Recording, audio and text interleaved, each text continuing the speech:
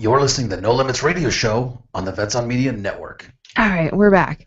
In studio, we have David Cook and his son, Brandon. David is the author of Behind the Dumpster, the story of a son's addiction, a father's love, and a bike ride. That's really powerful. And I love the image on the cover of the book. There's so much here. What I love, is it okay if I read a little bit of the introduction on the Sure, side? Go ahead. It's not like you're going to read the whole book, right? Yes. So we've got an hour and a half. Cozy up. I'm going to just read this book to you. Ready? And go. There was a time when I desired to write a book simply for the sake of writing it. Call it a bucket list item. I think we can all relate to that. Mm-hmm. 4 years ago, I succeeded in that endeavor and vowed I would write another book, only if there was sufficient and compelling merit for such an undertaking. My first book was inspired by ego and my desire for accomplishment. Authoring my future book would require a much higher level of desire, drive, and value than anything my ego alone could conjure up.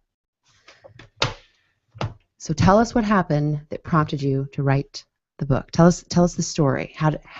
How did we only have addiction... an hour? We only have an hour. Okay, I'll do it faster than that. But basically the story, the beginning of the story and the beginning of the book is my journey through my son's addiction and the lessons that I learned as a parent dealing with those trials and tribulations, the pain and the frustration and the hurt that comes with being a dad, dealing with a son making just chaotic, destructive, life-threatening choices.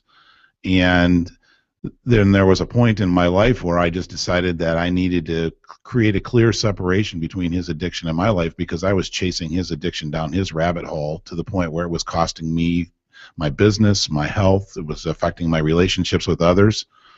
And I started taking better care of myself. And in taking better care of myself through a series of bike rides, my life became transformed. And at the end of that journey, which was about an 18-month journey, I realized that I was in an entirely different place, even though my son probably wasn't at a different place, and Brandon would have to tell you where he was at that time. But I just had that moment of clarity. I said, okay, I've accomplished something. I didn't really want to write the book, but there were so many people going, Dave, this is an incredible story. This is very inspiring, very empowering. And finally, I had a really good friend pull me aside. My business has historically been sales coaching and consulting, and I had a friend here in the valley here in Phoenix pull me aside and said, Dave, you are more well-known and respected for what you've done relative to your son in the last 18 months than anything you've done in the previous 5 years here in Phoenix. Wow. And with that, I said, I can't hold the story back anymore. I'm obligated to tell it because people were begging me to tell it. And so I sat down and hunkered down and wrote the book. And I think everyone knows someone that's dealing with addiction. It's sad, but it's kind of a fact. It's something that is very prevalent in our world right now. So take us back to when you first found out that heroin was something that your son was dealing with. Take you back. Well, let's see. At this point in time, if we were looking at a calendar, it's about 6 years ago. But the typical story of a parent, one day you get the call, and that's what I did. My daughter was living in Phoenix, and my daughter was up in Michigan visiting friends. So she was on vacation, and she checks in with me, gives me a call, and I said, "How things are going in Michigan?" She said, "Great, except Brandon's in jail." I'm like, really? Brandon's in jail? I had just seen him like a month earlier, and I thought he was doing well, which is one of the arts of addiction is the deception, and I was just devastated. To first of all find that he's in jail, that's just like that's shocking news in and of itself. And then right after that, we got the backstory from one of Brandon's friends that Brandon had gotten kicked out of his halfway house, that he had been living on the street, and nobody knew what he was doing. So even when I saw him a month earlier, he was homeless. He conveyed to me that he was working. In fact, I even took him out to dinner, and I picked him up at work and all that stuff. And I thought Brandon was doing well. So it's just that whole shocking thing that this young man, you flash back and you have all these reflections of these really cool things about your child, from the time he was 2 and 4, and the stories and the energy, and all of a sudden now I'm realizing that this man who had so much promise is in such an awful, dark, wicked place. It crushed me. I mean, right to the bone. It was like that punch in the gut and brought me to my knees emotionally, for sure. Sure. And as a parent, that's hard to take. Yeah. Brandon, let's go to what was going on when you were in jail? What led you? What led me to jail? Yeah. Well, I mean, like he summarized, I guess. The deal was that when my mom moved out here to Phoenix to start living, in the same place as my dad, I basically got stranded out in Michigan, sort of by myself, where I was supposed to move into a halfway house, and I didn't. Initially, I lived out of my car, and I was using drugs, obviously, and it was just like a spiral down, basically. I had to steal to support my habit, so I was getting in trouble with the law. I dodged my court dates, and so when he was talking about when he finally gets the call that I'm in jail, that's actually what happened. Is I was on a park bench on a Sunday morning in the town next to the one that I grew up in, and really cold outside because it was the fall. A lady called the police, not because she was concerned that I was going to do something. She was concerned about me, about my safety and my health. So the police show up, and they're like, "Hey, what's going on?" I'm like, "Hey, I'm just waiting for this place to open up." It opens up at 6:30 on Sundays, not 5:30, whatever it was. And so they're like, "All right, that's fine. If we can just get your ID, and we'll be on our way." And I, going, shoot, I knew I had warrants. Right. So they, run my ID, find out I have warrants, transfer me, and then I'm ended up in county jail. And first time I've ever been to jail. So, I guess, it was a very, very quick, very sudden realization that it's like, wow, like this is where my life is. Funny enough, I like living on the streets was not actually, it didn't really cross my mind how weird and twisted it was. I was just like, whatever, this is where I'm at. But was that because at that time you were in full-blown addiction mode and there was an emotional disconnect to your surroundings and what was going on in your life? Yeah, I believe so. I accepted it for what it was. I didn't have a place to live, and so I, homeless. Okay. That's just what it was. But going to jail, that was when it kind of hit me like, wow, my life's really, screwed up. That was the sobering moment. Yeah, initially. I've said this to a lot of people before, is that it's amazing the perspective on that, because for being in my situation, and I've had this conversation with Brandon before, for me to be in a situation one night homeless would make me resolute that it's never going to happen again. And Brandon has the thing that says, well, it really wasn't that bad. Yeah. What a stark contrast to perspective and situation. And it says something about different worldviews. Yeah. Now, at that point that you got arrested, how long? I know that point when you get arrested, that's the first time that your addiction comes into your father's conscience. Yeah. But in reality, how many years prior had you been using? It was just over. At that time, it had been like a little over 2 years that I had really been using. Okay. Before that, I would dabble with, smoking weed and whatever, drinking a little bit, but it was 2 years of like real, what I would call like active addiction. Okay. Yeah. Now, David, you get the phone call. He's in jail. What happens next? Are you heading out there? That's exactly what happened. On the spot, I dropped everything and made plans to fly to Detroit. Obviously, it was too late for me to leave that day, so that was a Sunday. And so as I was getting ready to head to the airport, Brandon had gotten released from jail, and he says, "I'm out of jail." And I said, "Don't go anywhere. A good friend of mine is picking you up, and he's going to take care of you till I get there." And Brandon goes, "You're coming out?"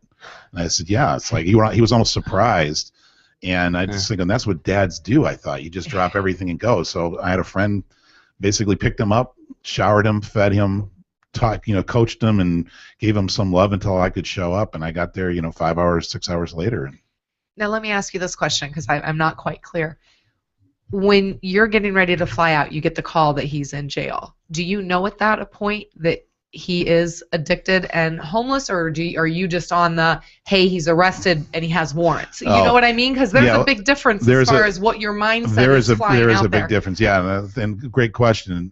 Yes, we knew when Brandon was going to school in San Francisco for a while, and then he called to inform us that he was having some trouble with his addiction, and we knew a little bit in the in our history that there were some issues.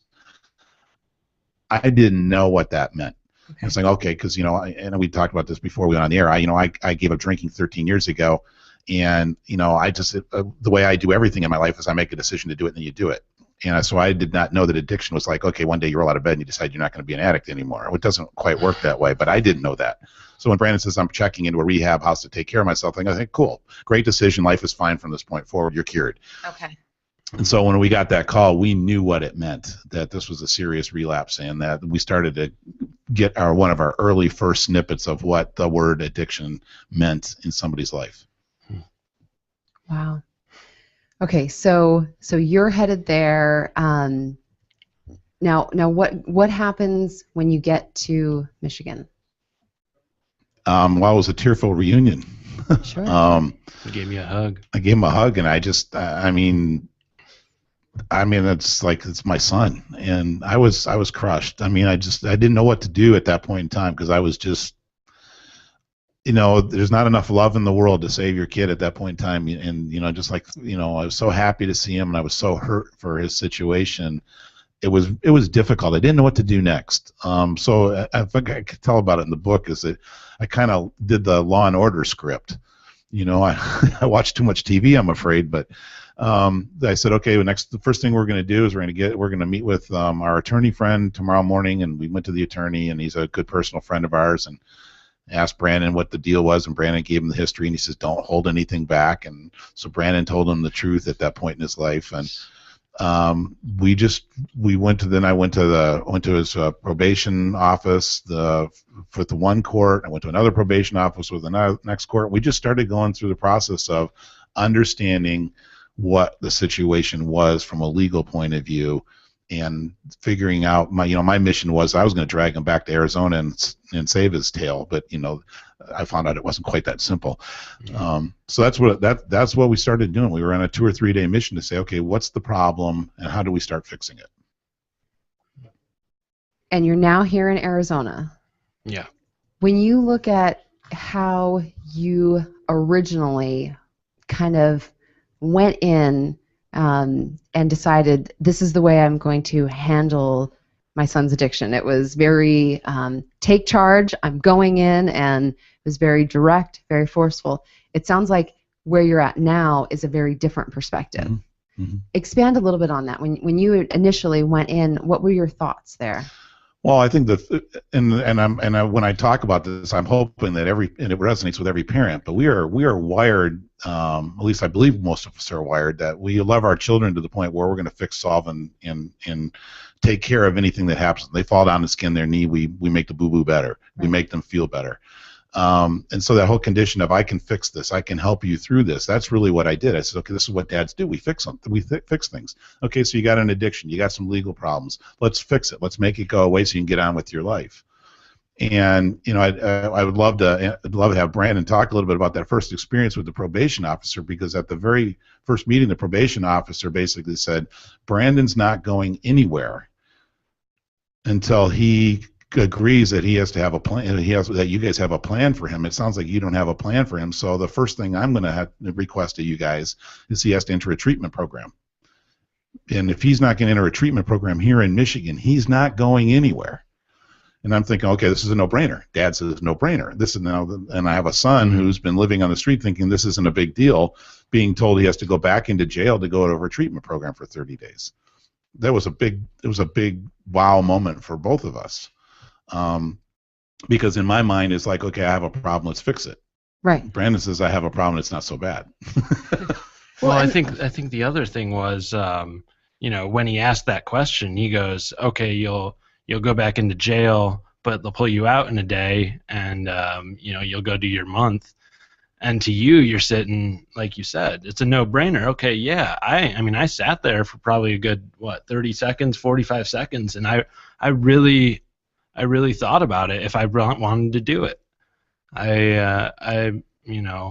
You thought about whether or not you wanted to do. If I even wanted to go into the rehab, I was like, man, that means I have to go back to jail. I don't want to go back to jail. And that was just. And you really didn't want to go. Yeah, it was a really interesting, and I don't cover this much in the book, and I don't want to get too far off on it, but that was like one of those just very frustrating moments as a parent, because I'm looking and seeing the path to the solution to the problem is crystal clear. I mean, it's black and white, obvious. And the probation officer says, Brandon, all you have to do is to commit that you're going to go back to jail and enter this 30-day program, which is done through the jail system. And I know Brandon says it was 30 or 45 seconds. I will tell you it was 5 minutes that we went back and forth on this. And finally the probation officer says, Brandon, I have people. I'm having this meeting special with you. I have a judge waiting special for you. You have to make a decision. And it got to the point where Brandon says, I don't feel like I have any choice here. And I said, sure you do. You can say yes or no, but yes means you're going in, and no means that I have to leave you because I can't support you here in Detroit, and I can't take you with me. Mm-hmm. And he said, well, that's no choice. And I'm thinking, well, yeah, it's a choice. You can either choose recovery or choose the street. Right. You choose to participate or you choose not to. Yeah, but either way, you're making a choice. That is the biggest moment, because that moment is one that nobody else can decide for you. That moment where you decide, I want to enter into recovery. I want to make a change.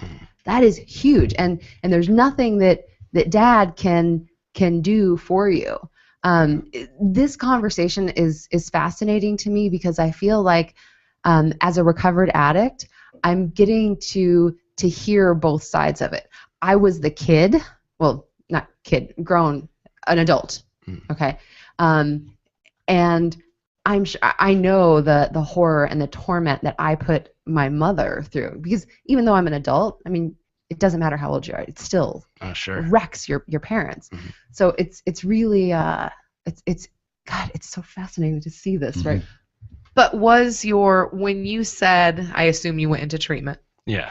But was that you saying yes because you're choosing recovery? Because you just said that's the moment you chose recovery. And from what I'm hearing, I don't think that's the moment you chose recovery. I think that's the moment where you said, I don't know if I have a choice, I'll just go. Yeah. Oh, definitely. That's what it ended up being, is I made the decision that I thought I basically had to make, but not because I wanted to and not because I wanted the recovery, really. I was just like, well, I'm backed into a corner, and this is the only way I can see anything going well, so I have to do this. But it really wasn't about recovery at that point. And I'll say whatever I have to say so that I'm to keep support, basically. Mm-hmm. Yeah, it was definitely, and reflecting back on it now, I thought Brandon made a courageous decision. I remember him going back into the court and telling the judge that I waived the right to have an attorney, go through all the procedural stuff, because he had already pleaded to a deal, and we were working on an exception to the deal when he had a court-appointed attorney. But I thought Brandon was making the courageous decision, as you thought he was, of saying, I choose treatment. I reflect back on it now, which is kind of, we've looped around to your original question, but I thought at the time that Brandon had chose recovery. What Brandon had chosen was the lesser of two evils.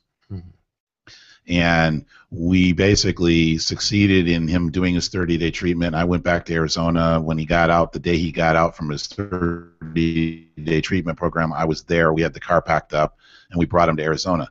Brandon still, at that point in time, had not volunteered or committed his life to sobriety, recovery, whatever you want to call it. What he had done was he had committed to his parents that he would at least follow what they wanted him to do, because he knew that intuitively probably knew that it was the better course, but he wasn't happy with it, and he really wasn't embracing it. Sure. And I'm speaking for him, but well, that was the start also of basically three and a half years of it sounds good. Recovery sounds good. Being clean sounds good. Once I got a month under my belt, at least, it was like, okay, I feel good and this seems nice. But I didn't know what really comes along with being clean. I didn't know that, you have to feel things, and that was something that brought me back down for a long time, is just having to really deal with life and emotions Yeah. and people, because so and at any point during this, if anything triggers you or makes you feel like I really don't want to have that conversation, I really want you to say, let's not go there, okay? I'm an open book. Okay. With heroin, does that numb your emotions? Yeah, it numbs It everything. numbs everything. Okay. I So- mean, so you now basically, it's just you go into like a black void of nothingness and you live there happily. Wow. So now you're so when you're at 30 days sober, Mm. wow. I'm immediately taken back to my own recovery. It's emotional, isn't it? It is. It really is. We could start interviewing you. Nope. We've already done that show. We've done that show. Yeah. No. I know I missed it. I have No. to find it. No. What was the moment when you finally decided that you did want recovery and you wanted it for you?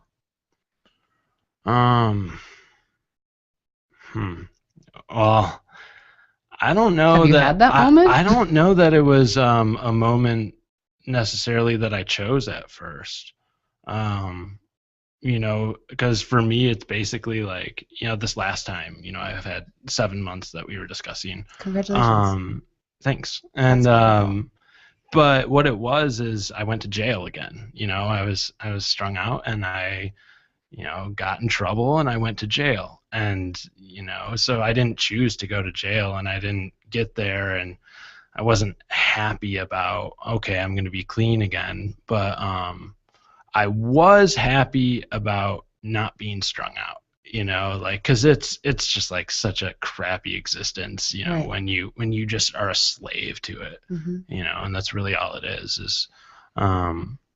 So I did like being clean again, but it was still time, and I think I've kind of slowly progressed over years, whereas like it was just time to not pick up again, Right. I mean, and that's really as simple as it was this time for me. I don't think I did much different besides I got a lot more faithful, a lot more involved in my church, I guess, and religious, but I actually I don't go to meetings, which is something that I always used to use as like a tool. But I've always told my dad, that I really believe that in terms of recovery, everything works and nothing works, because it comes down to, you can go to the nicest rehab in the world 30 times and that'll never work. And then you could, end up in jail for a week. And that's the time where it's, the last time. Well, and I think that's really insightful. And addiction and recovery is so different for everyone. Every addict's addiction is very individualized, and their own recovery is so individualized. So a recovery that might work for one person might not work for another person. I had a doctor actually share with me his belief on addiction, and I think it's interesting that faith I think it's interesting that faith has been something that's helped you, because his belief is that drug addiction is actually the tool, and it is the thing that the devil is using in this war that's being waged between God and the devil. And when you look at the way lives are changed, the way that it can take a person who is very passionate and believes about one thing and just completely change them and alter them, and the rippling effects that it has to other people in their lives, I think it's a really interesting component. I know a lot of people that are very adamant about 12-step. And for some people, 12-step is that first step. Yeah. And I think there's also a component of the 12-step that is, once an addict, always an addict. And I don't know that that's true for everyone. I'm not an expert in addiction, but I think going through addiction, even as a parent, you learn a lot. Yeah, it's an education that I would never have signed up for, obviously. But I tell people, and I say this with the greatest of sincerity, that Brandon's addiction is the single most darkest, painful experience in my life. Hard to believe as it is, but it has also been the greatest gift of my life. Because as a result of all the experiences that I've gone through, and you asked us earlier, our relationship has improved, but my life has completely changed as a result of this. The things that I do, the things that I believe, the way I interact and communicate with people, the way I feel about myself, it's the transformation in me as a result of this experience is just phenomenal, and it's the greatest gift that I could have ever been given. Now, how does 100 Petals come into this?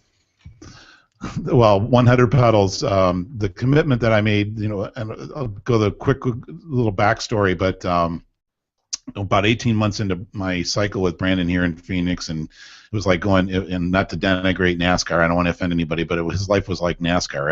Every couple of months we'd make another lap, and the laps were relapse, recovery, jail, or something like that, then relapse, recovery, jail, and with every lap I got more and more devastated and more ingrained in the pain that I couldn't solve, save, or cure my son's situation.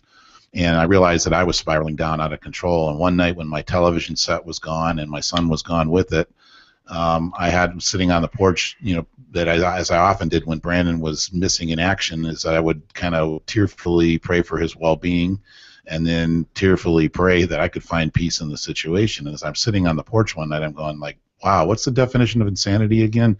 Doing the same thing over and over again? It's like, dude, how many times are you going to pray for Brandon's well-being and sit on this porch at night? And that's when I realized I've been doing this more often than I needed to be. And so I got to get control of my life. And I just said, well, what's the one thing you need to do to get control of your life? I said, well, you need to start your day in the morning on a positive note. Ride your bike. And I just said, okay, that's what I'm going to do. I'm going to start riding my bike every day. And I said, I'm going to ride my bike in a way that challenges me to change my life. And so I said, I'm going to ride my bike for 100 consecutive days for at least an hour a day. Now, it doesn't have, I've learned now that, the whole message of 100 Petals doesn't have to be quite that extreme, but the notion of doing something positive for yourself every day is a life changer.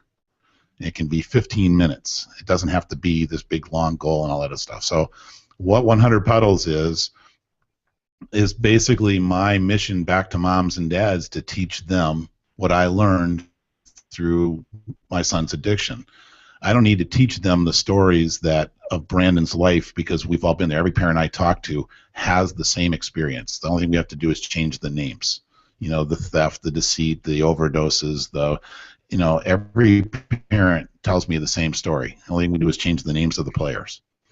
What I'm finding is with parents is that so many parents, like I do, got stuck in the addiction to the point where the addiction becomes their life. And my mission with 100 Petals is to teach people that, the pain will never, ever go completely away, but that doesn't mean you stop living your life. You have a life that's been blessed with gifts and talents and experiences and opportunities. You do not put your life on hold for your child's choices. What you do is you continue to love and hope and pray for your child, but you live and celebrate your life. And that's what 100 Petals is all about. And once you started doing that, how did that change the way that you continued to view or interact with Brandon and his recovery? It was like night and day. It was like night and day. And one of the things that's really interesting in our entire relationship is Brandon has given me wonderful sound bites in life, just wonderful sound bites. And like he shared with one of you earlier, everything works and nothing works when it comes to recovery. But Brandon said to me one day, when I told him what I was doing with 100 Petals, two things. He said, Dad, this is the coolest thing you've ever did. But something else he said later on when we were sitting there talking, he says, I am so glad that you've empowered me, that you've decided not to manage my addiction because now I have to. And I'm like, That's what it was. I didn't have to worry about that's what it was. I don't have to worry about my recovery because you are. And so there was no responsibility on his part to be accountable or responsible for his recovery because I had taken responsibility for his recovery. So once I started doing the 100 Pedals thing, Brandon realized that I was taking care of myself, but at the same time I was saying, dude, it's on you. You have to start taking care of yourself. And it created a different dimension for him in his entire recovery process. Yeah, I had to be a little responsible. A lot responsible. So let me ask, does that mean that you as a parent say, okay, Brandon, I'm not financially helping you? Does that mean when, you know what I mean? At what point do you say, I can't help anymore? You know, I have to do me and my life, and he's got to go through his own journey. Right. So what olive branch is out there? You know, is it just a conversation, or, you know, how much do you pull away? It's this is the slippery slope conversation that I have with parents. So I'm going to answer this question with kind of, it's going to be a non-answer, but it'll be an answer at the same time. Is when people come to me looking for answers, every situation is different. My relationship with Brandon and my culture and my DNA and all that other stuff, our DNA, you know, are all entirely different. So all I can do is answer that question based on my experience. So I don't want anybody to think that this is the answer. This is my story. But I have a couple rules that, and Brandon knows what my rules are. You know, because we've been able to start to communicate this. But I have not pulled away from Brandon. You know, he lives with us right now. And the rule and condition of him living with us isn't that I'm testing him or anything else, but that I have to feel safe in my life with him living in my life. And the minute that I feel like Brandon, if I truly believe that Brandon is using, or that his presence in my life is a threat to my happiness, my security, my safety, I will invite him to leave. But at the same time, I've made a conscious decision that Brandon living at home, this is now, parents will freak right out, but Brandon living at home, potentially using, is a better scenario for Brandon's life than Brandon not living at home and likely using. And that's a decision that I've made, that I figure I believe in Brandon's ability to find his recovery enough that as long as I'm safe and secure in my life, Brandon can live with me because I love him that much and I believe in him that much. Might some parents say that kind of sounds like that's enabling? It very much sounds like enabling, and that's why I want to make this very clear. Is that this whole notion of there's a book out. It's called Beyond Addiction, and anybody who has trouble with the concept of tough love versus enablement needs to read this book because it's a phenomenal story about how you learn to, you know, there's like about 8 steps, but how you learn to understand your child's addiction and how you learn to manage it in a way that allows you to give love and support them and encourage them without necessarily cutting them off. I mean, we were always told, you get to a point you cut them off. I never believed that. And so when I talk to parents about how do you handle the situation, I said, your gut knows what you need to do. And there were times where I'd say, did I make the right decision? And I go back to, well, who am I? What do I stand for? What do I believe? And I would say, that's how I'm making my decisions. And I trust those decisions because my gut's always been right. My gut's never been wrong. It's when intuitively I know something and then I fight it and make a decision in contradiction to it. So my gut told me that I want Brandon, and Brandon hasn't always lived with us. But when Brandon is in this place right now, it was going to be a temporary situation. But I have watched Brandon, when he got out of jail 7 months ago, completely transform his life. As long as he continues to transform his life, why do I need to put boundaries on it? The only boundary I have on it is my rules. And we have talked about it. I've confronted him a couple of times, and he's been offended because I said, Brandon, you know, you came home a little bit later than normal, or, you know, your conversations with people are a little bit abnormal.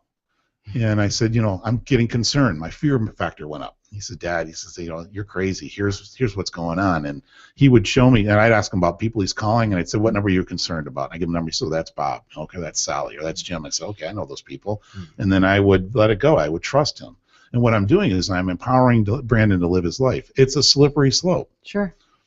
but I don't believe that I'm necessarily enabling, because I also know that I have my boundaries, and I'm clear and comfortable when those boundaries are crossed, what's going to happen. Well, that's what I was going to add is I think it's pretty clear to both of us kind of where those boundaries lie, and when I'd be crossing one, or when you could be crossing one as well, because I know that I definitely appreciate the space that's given to me. You know, for the most part, like he said, he stays out of my business, out of my way. But I don't mistake that for him not caring, because I know, if anything, like that he's there.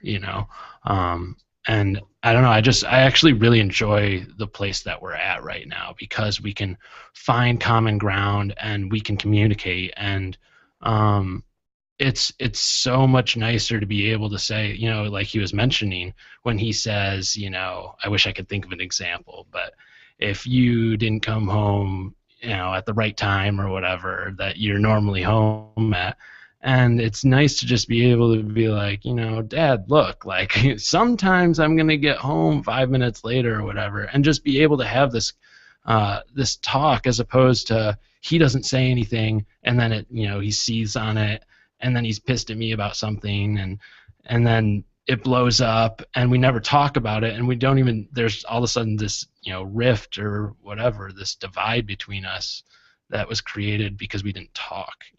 Right. And that's in our past, I believe that was like always a big problem, especially when I was a teenager, is I don't think we could find common ground. So you solve every problem, find common ground first. But yeah, the enablement thing is a really interesting thing. But I think that most parents understand that there's a point in time where their child can't live with them, and I have had that with Brandon.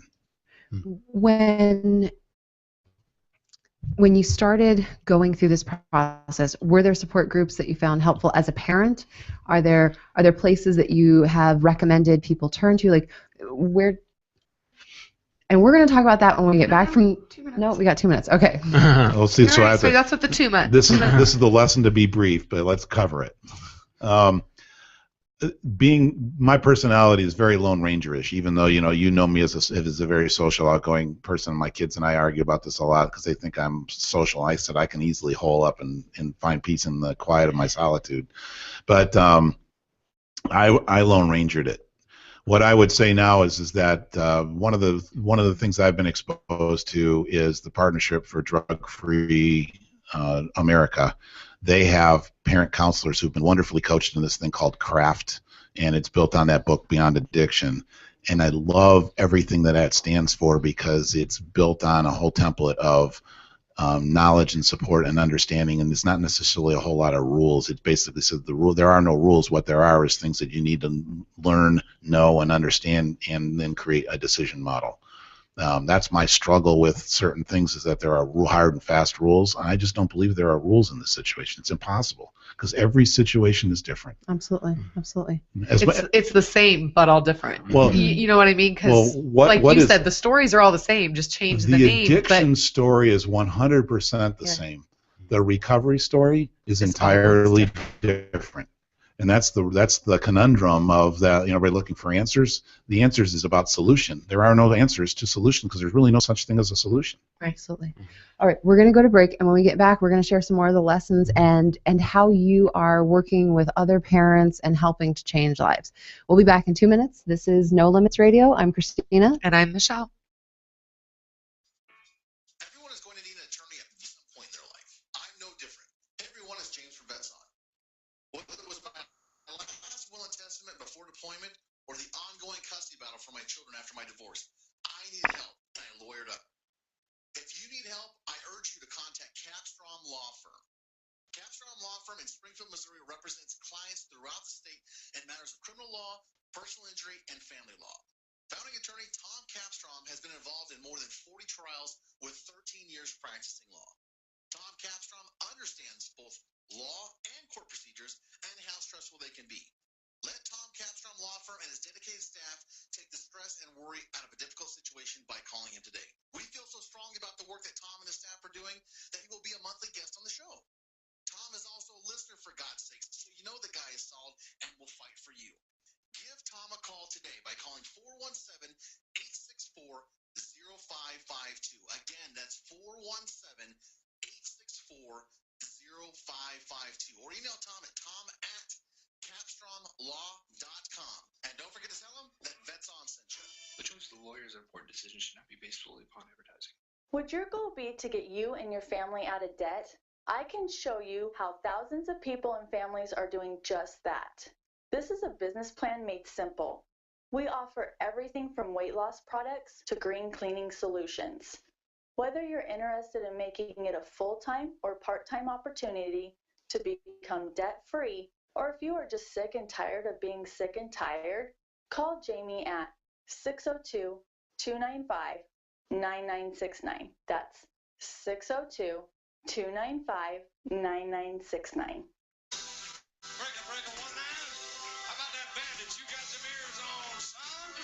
Have you ever wanted to be a truck driver? If so, pay attention. If not, pay attention anyway. Southwest Truck Driver Training offers everything you need to get started. You can get hired before you begin training. They've got GI Bill approved training facilities, day, night, or weekend programs to fit your busy schedule. If you have any questions, no sweat. They've got veteran supportive campuses with veterans on staff to serve you. And on top of that, they have lifetime job placement assistance. Put the pedal to the metal. Call Southwest Truck Driver Training today.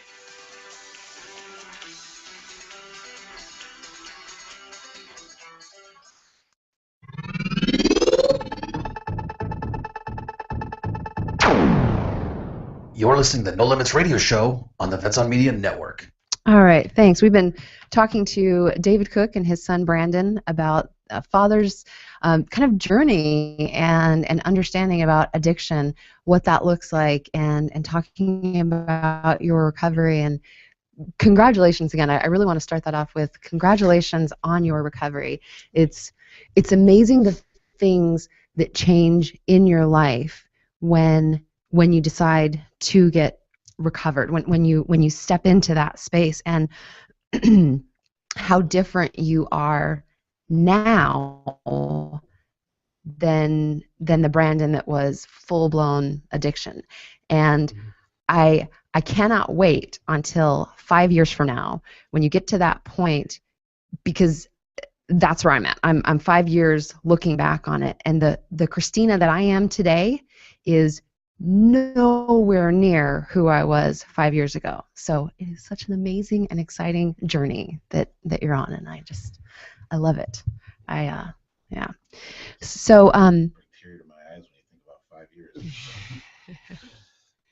yeah. I'm thrilled with tomorrow. Well, and I think that's the space that you have to be in, both the person dealing with their recovery and family members. It's that just for today, and it's a beautiful thing when you wake up and the day is great just because the sun is shining, and it's not it's a good day because I got a bag of shit, because I have stuff. The day is good just because I'm breathing and I'm alive. It's not the day is good because I have drugs. Well, even at that, on top of that, I'd say the day, was good because I got to go to work today, and I got to work out today. And right. Play guitar. I have a guitar. Right. And I didn't pawn it. Yeah, well, he did, but Dad got it back. I bought the original equipment more than once. But it's cool that, that's not even a thought, I don't have to search for something to sell. Yeah. It's cool. That's very cool. It's funny. It's interesting that you mentioned music. Just a few nights ago, there was a song that was playing, Evanescence. I can't remember the name of it. I know Is it? That's the one. That's the one. And that's it. That song, when I heard the song, it just it took me back to a time period. And it's like, oh my gosh, I'm so glad that that's not where I'm at anymore. All right, but anyway, helping other people, other parents that are dealing with this, helping your son, get him to a place of recovery, getting you to a place of understanding that it's his recovery, that in and of itself would have been enough. Mm-hmm. and a big feat, but that you decided to help other people. What does that look like? What has that journey been like? Well, it's been an interesting journey because the 100 Pedals transformation started almost 3 years, and I finished my bike ride on April 10th, 2011. So it's been 3 years, and for about 2 years or so, I just kind of like said, well, this is my thing, and when I trip over people, I'll help them. And I didn't go out necessarily seeking out moms and dads and say, let me help you, or let me give you that hug and encouragement that I know you need.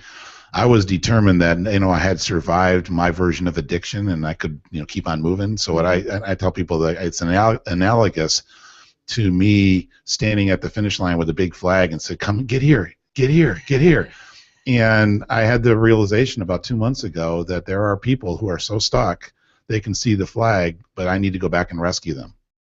And rescue is probably not the right term, but I need to put them on my back and help them find the way. And that's what I decided to do. It started last year. I went on a trip where I throw my bike on the back of my car and I drive to a city and I give a talk to a small group of people in a church or a school or neighborhood organization.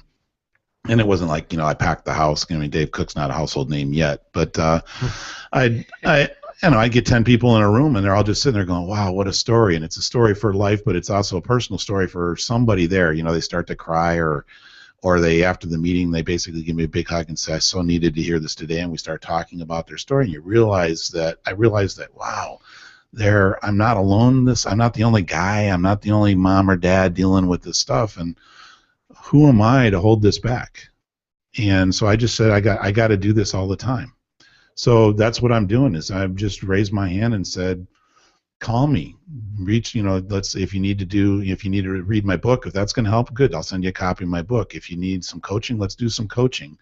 I started providing content to people so they could, study and read some things on their own so they can call me back later and said, what'd you do or how'd you do this? And the caveat to everything, as I shared earlier, is I'm not here to give you advice in the sense that, I'm going to tell you what to do. What I'm going to do is I'm going to share with you my perspective of my story relative to what we're talking about so you can at least start to think like I thought and feel some of the things that I felt. And that's what it's all about. And that essentially, that's peer support. Mm-hmm. And that, there was a time when a family was dealing with addiction, the support that they would get was primarily from counselors and people that were, had learned everything about addiction and recovery in a book. And now we're seeing much more mm-hmm. of peer support being common practice. Mm-hmm. And there's an organization here in Arizona called REN, Recovery Empowerment Network. And their whole business model is based on peer support, where mm-hmm. People that have been there, done that, are speaking to other addicts, and they're sharing their story, and they're coming to a place of compassionate communication, mm-hmm. which is just fascinating. I want to hear from Brandon. What has it been like to have you been a part of this process of helping other people through their recovery?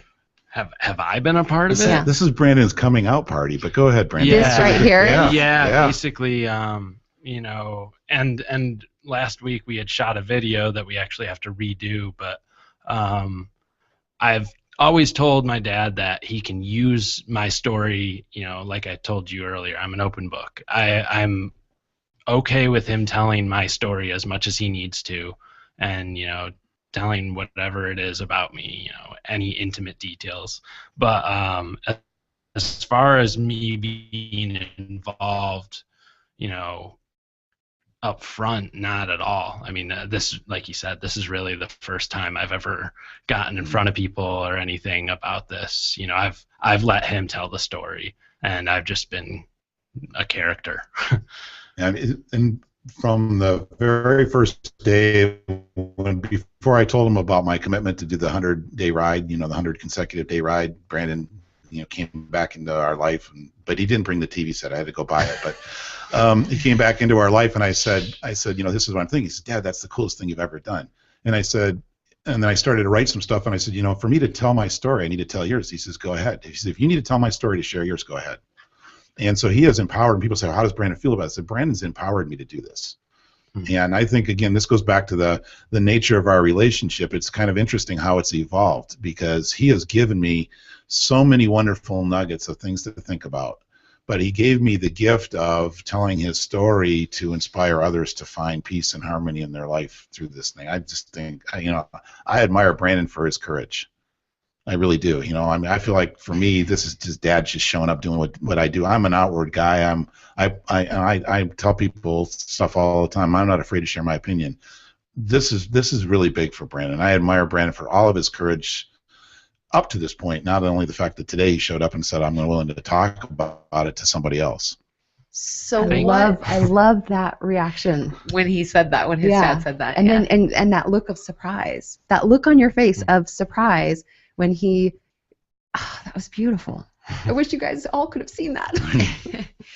So has something happened that's made you decide to kind of join forces with your dad in this?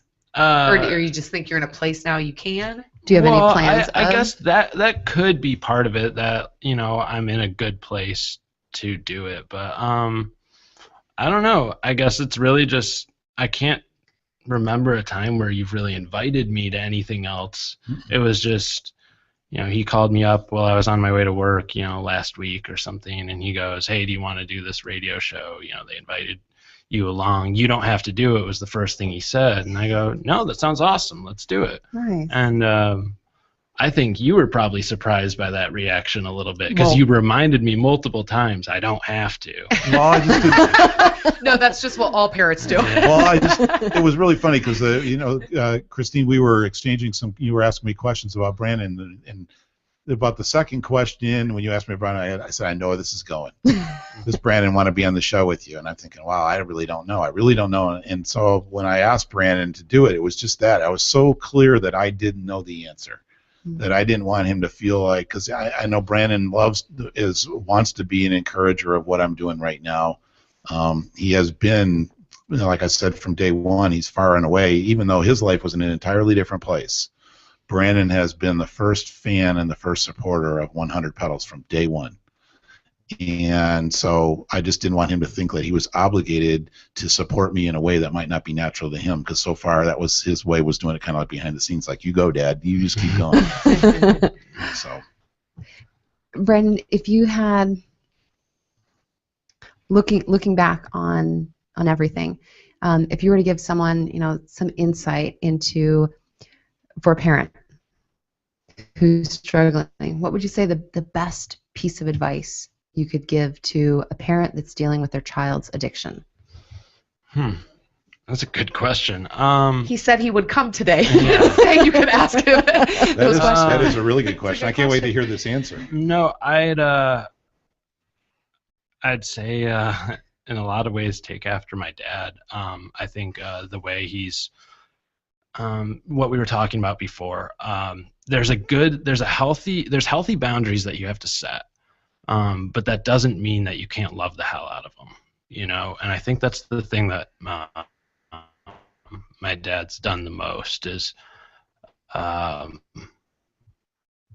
just loved me, and it's gotten through pretty much, yeah. Wow. Well, anyway.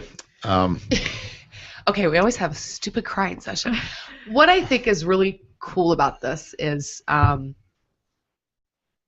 how both of you, and it makes me think as a parent, you just have to take time to say the things you think the other person already knows. Yeah.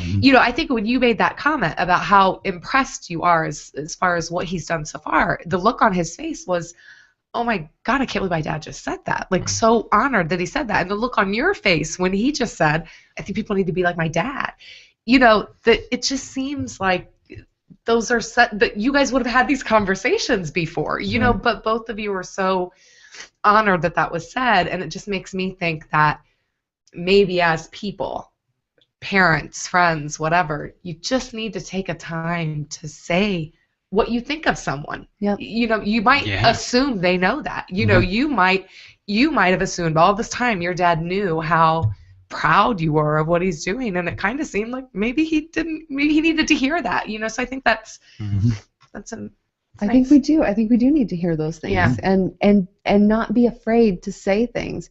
And that's one of the things that I always share with parents that are dealing with addiction. One of the things that my mom said to me, off the cuff, she had said, and this was when I'm in full-blown addiction, she said, I love you. And everything that I was doing was like, you should not be loving me. And I remember saying to her, really, do you? And she said, I don't love who you are right now, but I know that my Chris is somewhere in there, and I just got to keep. And it was like, holy crap, those things. So not being afraid to be honest and not cover it up and not gloss it. This is a pretty tough show. You do this every week? Sorry. Yeah. Nicely done. I have to tune in a lot more now, man. We'll wait for the crime moment, huh? Okay. Oprah's got nothing on us. Yeah, I got that. What would you say is the best piece of advice that you would share with other parents that are struggling with it? And also, yes, that question first. Well, I think Brandon nailed it on the head. Is that and I have shared this with parents, is that the greatest gift that you can give your child is your unconditional love. And I think that sometimes, and I see this so often. We talked about this before the show a little bit, but I see this so often is that we try to tell our kids that we love them, but we tell them that we love them in an evaluation of where they are relative to our expectations and our hopes and our dreams and stuff like that. And my lesson in this whole thing was, it actually came from a book that a friend gave to me about having a spiritual relationship with God, and as a friendship relationship with God, is that no matter what we do, we are loved.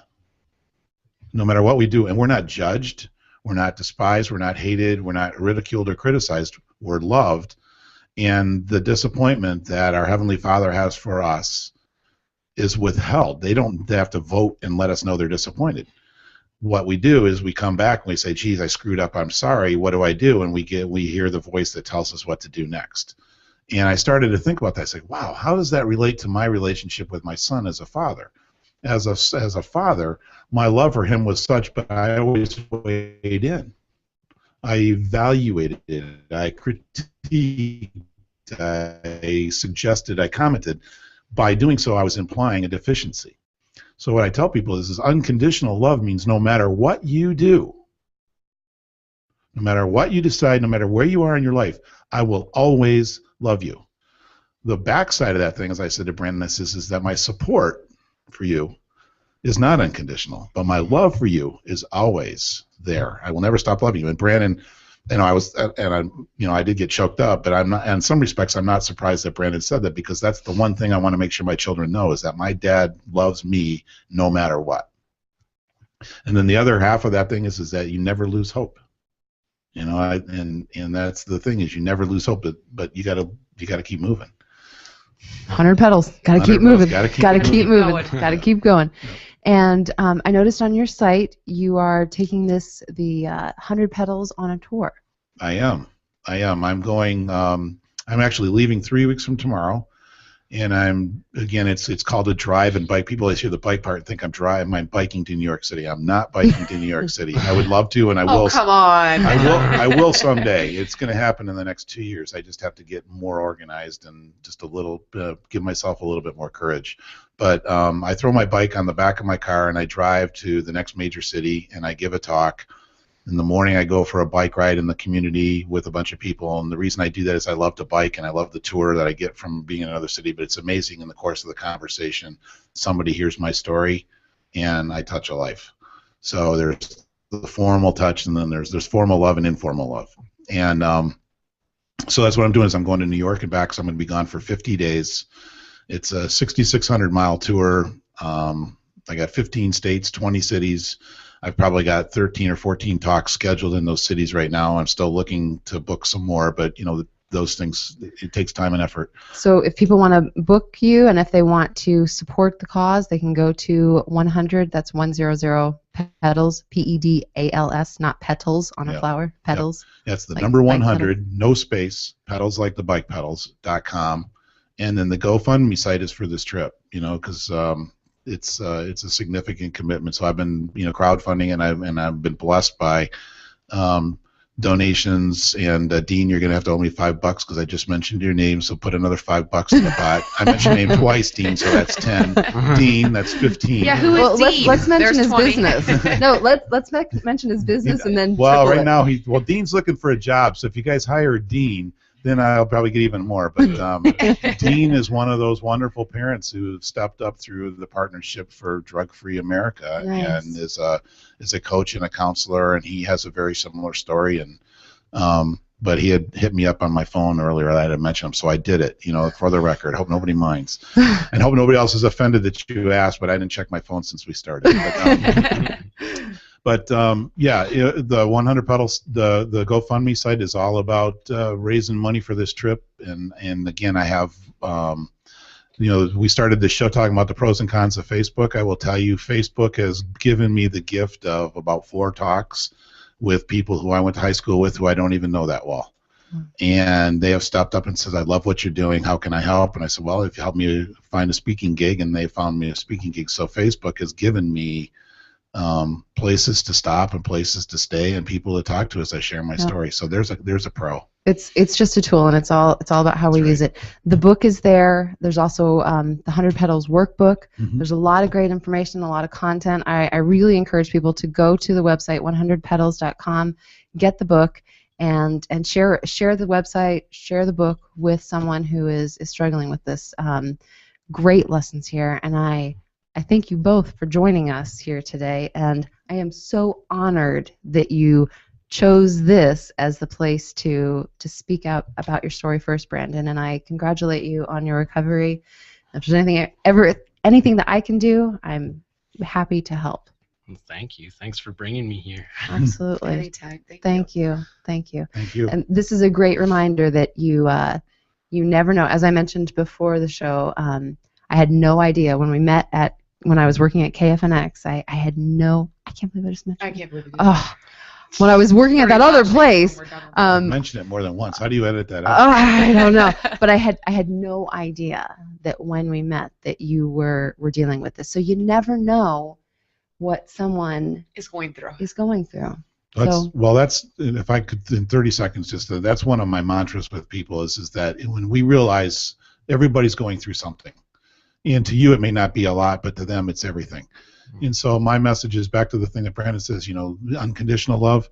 Make it a point to be nice to somebody every day. You don't have to be nice to the whole world if that's too much work for you. But there's always somebody somewhere that you can give a hug or a nod or a wink or a hi to that might be what they're looking for that day. And so when you give love to somebody else, you're changing their life. Even just a smile. Yep.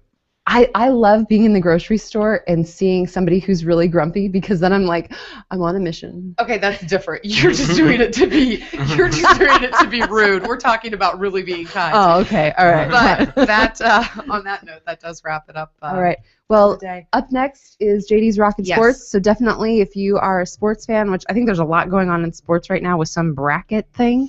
So it's March Madness. Yes. Sweet 16. Yep. That. Yes. That. So if that's a thing for you, definitely stay tuned to JD's Rockin' Sports. This is No Limits Radio. I'm Christina. And I'm Michelle. We'll see you next week.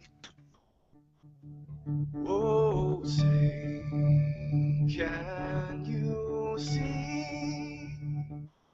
by the dawn's early light what so proudly we hailed, and the twilight lies gleaming, whose broad stripes and bright stars through the